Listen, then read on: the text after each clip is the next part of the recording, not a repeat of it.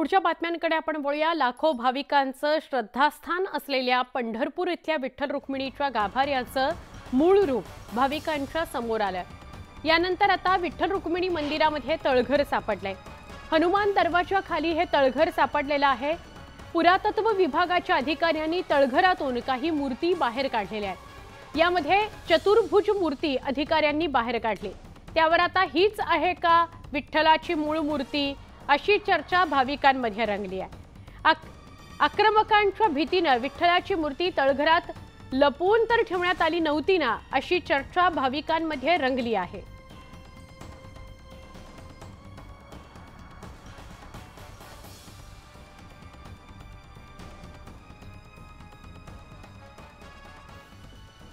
ज्या मूर्ती मिळाल्यात, विठ्ठल रूपी मूर्ती मिळालेली आहे, विष्णू रूपी मूर्ती मिळालेली आहे, तळघरात काही मूर्ती सापडलेल्या आहेत, त्याची दृश्य आपण बघता आहात। हा ऐतिहासिक ठेवा आहे। आमच्या प्रतिनिधी प्रणाली कापसे यांच्याशी अधिक बोलूया। प्रणाली, महत्त्वाची ही बाब आहे। आधी तर विठ्ठलाची म्हणजे विठ्ठलाचं पदस्पर्श दर्शन सुद्धा घेणारे ही बातमी आपण 2 दिवसांपूर्वी दाखवतो तर आता अजून एक मोठी बातमी समोर येते आहे। काय सांगशील? सुवर्णा, महाराष्ट्रातल्या प्रत्येक घराघरातल्या विठू भक्तासाठी ही किती मोठी गोष्ट आहे हे यावरूनच कळतंय की न्यूज 18 लोकमतनं थेट पंढरपूर गाठलेलं आहे। आपले या ठिकाणी प्रतिनिधी आहेच, पण त्या व्यतिरिक्त या गोष्टीशी जुळलेली प्रत्येक छोटी छोटी मोठी गोष्ट ही महाराष्ट्रातल्या जनतेला कळावी यासाठी थेट आपण पंढरपूरच्या विठ्ठल रुक्मिणी मंदिरात आलेलो आहोत। आणि मी आता तुला दाखवते आहेत याच त्या सगळ्या मूर्ती आहेत ज्या या बाजूच्या तळघरातून बाहेर आलेल्या आहेत। अतिशय छोटं हे तळघर जरी असलं तरी या सगळ्या मोठ्या मूर्ती या तळघरातून बाहेर काढण्यात आलेल्या आहेत। किती जिकिरीचं असेल या मूर्ती आतमध्ये ठेवणं, कारण ते काढणं सुद्धा तेवढं जिकिरीचं होतं, पण ते काम आपल्या पुरातत्व विभागाचे जे अधिकारी कर्मचारी या ठिकाणी काम करतायत त्यांनी अक्षरशः पेललेला आहे। आणि आपण पाहतोय की हा जो पुरातन ठेवा आहे तो आता सगळा लोकांसमोर येणार आहे। याच्यातून अनेक रहस्य, अनेक गूढ, अनेक गोष्टी बाहेर येणार आहेत। कदाचित या मंदिराचा जो इतिहास आहे तो त्यात काही बदल करावे लागू शकतात, तो कुठेतरी नव्यानं कदाचित लिहावा लागू शकतो। असे काही गोष्टी, अशा काही पुरावे या सगळ्या मूर्तींच्या संशोधनानंतर बाहेर येऊ शकतात। आणि याच त्या मूर्ती आहे, ही आपण बघतो आहोत। ही मूर्ती सुद्धा चतुर्भुज मूर्ती आहे, म्हणजे विष्णू अवताराची ही मूर्ती असावी असं आपण इथे म्हणू शकतो। दुसरी ही मूर्ती आहे, म्हणजे ही मूर्ती जरा जास्त जुनी, जास्त पुरातन दिसते। त्यानंतर ही बाजूची जी मूर्ती आहे ही सुद्धा आपण पाहतो आहोत। एक साधारण 3.5-4 फुटाच्या या सगळ्या मूर्ती आहेत। ही मूर्ती जी आहे ती स्त्री देवतेची मूर्ती आहे। या व्यतिरिक्त आणखी काही छोट्या मूर्ती सुद्धा या ठिकाणी आपल्याला सापडलेल्या आहेत। वीरेंद्र उत्पात जे आपले पंढरपूरचे प्रतिनिधी, आपण त्यांच्याकडनं जाणून घेणार आहोत, कारण ते पंढरपूरचे रहिवासी सुद्धा आहेत आणि त्यांच्यासाठी ही गोष्ट किती मोठी आहे, किती आनंदाची आहे आणि त्याचबरोबर अनेक रहस्य उलगडणारी सुद्धा आहे। खरं तर मुळातच मंदिराचं हे नवीन रूप तू पहिल्यांदाच पाहत असेल कदाचित, आणि त्यानंतर आता हा ठेवा सापडणं किती मोठी गोष्ट आहे ही। ऐकून होतो लहानपणापासून की पंढरपूरच्या मंदिरामध्ये अशा काही गोष्टी आहेत त्या आता प्रत्यक्षात उलगडीस आलेल्या आहेत। या ज्या मूर्ती आहेत या निघालेल्या आहेत, यातील जी आहे ही विष्णूची जी मूर्ती आहे त्याच्यात चिन्ह आहेत विष्णूची, पण चतुर्भुज नाहीये। शंखचक्र गदा आहे आणि 2 स्त्री देवता आहेत।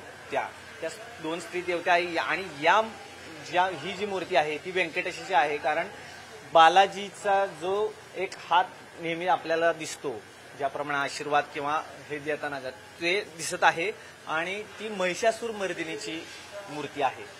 आणि जी संगमरवरी जी मूर्ती आहे ती कदाचित ही इथं जी आहे इथली मूर्ती जी आहे ती आहे, आणि पादुका पण मंदिरातल्या असाव्यात असं एक बोललं जात आहे।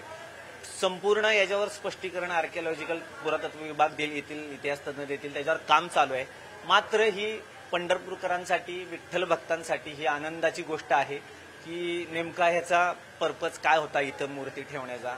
आणि काल पंढरपुरातील लोकांनी बऱ्याच अशा सोशल मीडियावर पण रिॲक्शन दिले आहेत की शुक्रवारी बालाजी प्रगट झाले पंढरपूरच्या मंदिरात, अशा प्रतिक्रिया आहे। आनंद निश्चितच आहे, त्याच्या मागचं सायंटिफिक आणि आध्यात्मिक काय कारण आहे ते काही दिवसात स्पष्ट होईल। नक्की आपण बघतो आहोत की या सगळ्या मूर्ती या ठिकाणी आहेतच, ज्यांचं त्याशिवाय अनेक काही गोष्टी मिळालेल्या आहेत. इथे मी पलीकडे माझं जे कॅमेरा पर्सन आहेत उमेश गोविलकर, त्यांना सांगेल की पलीकडे काही पुरातत्व विभागाचे जे कर्मचारी आहेत ते आपल्याला काम करताना दिसत आहेत. खालून जी काही माती मिळालेली आहे ती माती या ठिकाणी व्यवस्थित करून त्यात आतमध्ये काही सापडते का, कारण काही जुनी नाणी सुद्धा सापडलेली आहे, त्यावरून सुद्धा अंदाज लावला जाऊ शकतो की या मूर्ती आहे या किती पुरातन असू शकतात, या साधारणतः कुठल्या काळामध्ये ठेवलेल्या असू शकतात, याचा सुद्धा अंदाज कदाचित या ठिकाणी जर ती नाणी आढळली तर त्यावरून सुद्धा सापडू शकतील. कारण अनेक वेळेला आपण पाहतो की जेव्हापासून नाणी तयार व्हायला लागली तेव्हापासून त्यावर त्या काळचे जे राजे महाराजे होते ते त्यांच्या काहीतरी खुणा, काहीतरी मुद्रा त्या ठिकाणी ठेवत असायचे, त्यामुळे त्यावरून सुद्धा अंदाज व्यक्त केला जाऊ शकतो की या मूर्ती किती पुरातन असते. आणखी एक नजर टाकूया ती या जे तळघर सापडलेलं आहे त्याकडे. केवळ एका वेळेला एकच माणूस या ठिकाणी उभा राहू शकतो अशी या तळघराची व्यवस्था आहे आणि आतमध्ये मात्र ते मोठे आहे. आपण जर वरून बघितलं तर वर जरी ते छोटं दिसत असलं तरी आतमध्ये एवढ्या मोठ्या मूर्ती व्यवस्थित बसतील आणि जागा शिल्लक राहील अशी सगळी व्यवस्था आतमध्ये करण्यात आलेली होती. पुन्हा आपण एकदा वीरेंद्रकडे जाऊया. वीरेंद्र, आपण सगळेच असं ऐकून होतो की आजूबाजूला तळघरं आहेत किंवा भुयार आहेत, विशेषतः परकीय आक्रमण जी मूर्ती भंजनाचे अनेक जे मोघल आहेत त्यांच्याकडनं आक्रमण होत होती त्यावेळेला असल्या गोष्टी घडत होत्या आणि तेव्हा परमेश्वराची जी मूळ मूर्ती आहे ती सुरक्षित राहावी यासाठी अनेक ठिकाणी अशी व्यवस्था करण्यात आली. काय खरं आहे, अजूनही तशी व्यवस्था आहे? निश्चितच त्याची नोंद इतिहासामध्ये आहे की अफजल खानाची स्वारी किंवा औरंगजेबाची स्वारीच्या वेळेस पांडुरंगाची मूर्ती सूर्याजी पाटील जे देगावचे आहेत त्यांच्या विहिरीमध्ये ठेवलेली होती आणि तिथं नित्योपचार चालू होते असा इतिहास आहे. अगदी ती मूर्ती परत देतानाची पावती जी आहे ती सुद्धा आता म्हणजे त्याची नोंद आहे. आणि तसंच इथले परंपरेने जे पुजारी आहेत बडवे उत्पाद सेवेदारी त्यांच्या घरातूनही अशा पद्धतीने गुप्तपणे मंदिरामध्ये येत होते लोक आणि ते त्यांचं काम चोखपणे बजावत होते. कारण काळच तो तसा होता की त्यांना त्यांचं जे अध्यात्म आहे ते टिकवून ठेवायचं होतं. त्यामुळं त्यांनी त्या काळातली ही जी आहे ती रिस्क घेतलेली होती आणि भुयार होती. स्वतः श्री प्रल्हाद महाराज बडवे जे तुकाराम महाराजांचे समकालीन आहेत आणि ज्यांना शिवराज्याभिषेकाला सुद्धा बोलवलं होतं ते विठ्ठलाला भेटायला येत होते आणि गुप्तपणे ज्या काळात जे आक्रमणं चालू होती त्या काळात ते येत होते अशी नोंद आहे. अनेक इतिहास तज्ज्ञ आहेत त्यांच्याकडे त्याच्या बाबतीतचे पुरावे आहेत. वंश परंपरागत पुजारी आहेत त्यांच्याकडे त्याचा ठेवा आहे. तो कदाचित उलगडा जाऊ शकतो या कारणामुळे, कारण मंदिर हे एकदम बनलेलं नाही, हळूहळू टप्प्याटप्प्याने बनलेलं आहे आणि त्या काळात तो विचार करून त्या गोष्टी केल्यामुळे ह्या गोष्टी असण्याची शक्यता आहे. आणि त्यातून अनेक प्रश्न सुद्धा काही वेगवेगळे, म्हणजे मी जसं म्हणाले की या मूर्ती किती जुन्या आहेत, या कुणी ठेवलेल्या असाव्या, या ठेवण्यामागची कारणं काय आहेत. कारण पांडुरंगाची मूर्ती जी आपण मूळ मूर्ती म्हणतो, जी मूर्ती तिचं संरक्षण व्हावं यासाठी जर लांब नेऊन ठेवण्यात आलेली होती, मग या मूर्ती या तळघरामध्ये कोणी ठेवल्या असतील, त्याच्या मागचा उद्देश काय होता.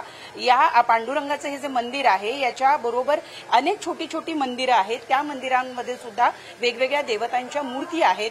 तर असं असताना केवळ याच 2-3 देवतांच्या मूर्ती या ठिकाणी कशा काय ठेवल्या गेल्या असतील आणि या मूर्ती जर इथे ठेवण्यात आलेल्या होत्या तर मग पांडुरंगाची मूर्ती जी आहे ती एवढ्या लांब का नेऊन ठेवण्यात आली होती. याच्या मागे एखादा गनिमी कावा तर नव्हता, म्हणजे जेणेकरून जेव्हा शत्रू किंवा मोगल जे आहे ते मंदिरावर आक्रमण करतील त्यावेळेला त्यांना जेव्हा पांडुरंगाची मूर्ती सापडणार नाही तर ते सगळ्यात आधी मंदिराचा आजूबाजूचा परिसर शोधतील आणि त्या ठिकाणी जर त्यांना तळघरामध्ये या मूर्ती आढळल्या तर ते कदाचित या मूर्ती ज्या आहे त्यांची नासधूस करतील आणि त्यांना असं वाटेल की एक प्रकारे आपण पांडुरंगाच्याच मूर्तीचा नाश केलाय आणि ते तिथून परतून जातील. हा एक गनिमी कावा तर त्यामागे नव्हता ना.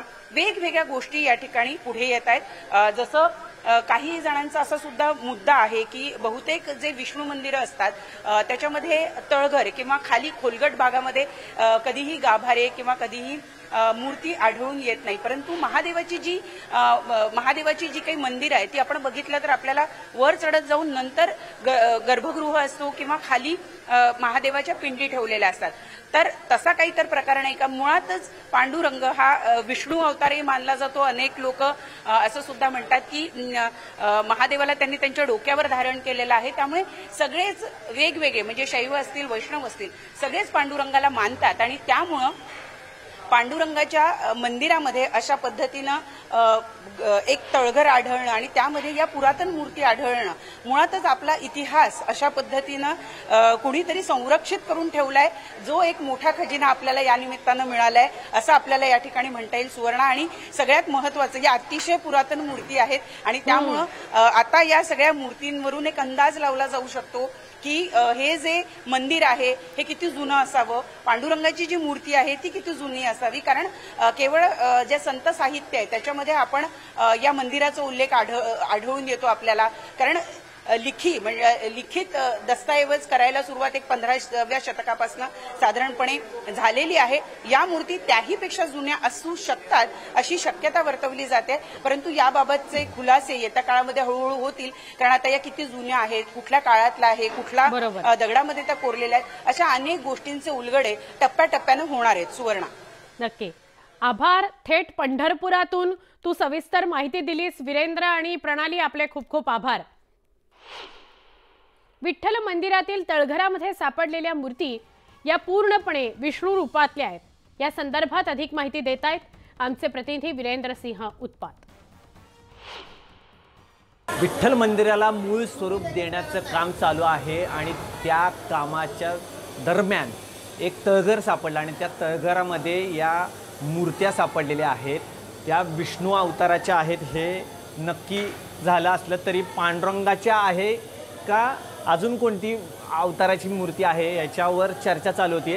आपण पाहू शकता ही जी मूर्ती आहे व्यंकटेशाची मूर्ती, शंख आणि शंख आहे आणि जो हात आहे जो व्यंकटेशाचा म्हणजे तिरुपती बालाजीमध्ये ज्याप्रमाणे मूर्तीचा जो हात आहे आशीर्वाद देतानाचा तो हात इथं या मूर्तीमध्ये दिसतोय. मात्र त्याचे जे चरण आहेत ते चरण भंग पावल्याचं दिसतं आहे. थोडीशी त्यांना इजा झाल्याची दिसते आहे.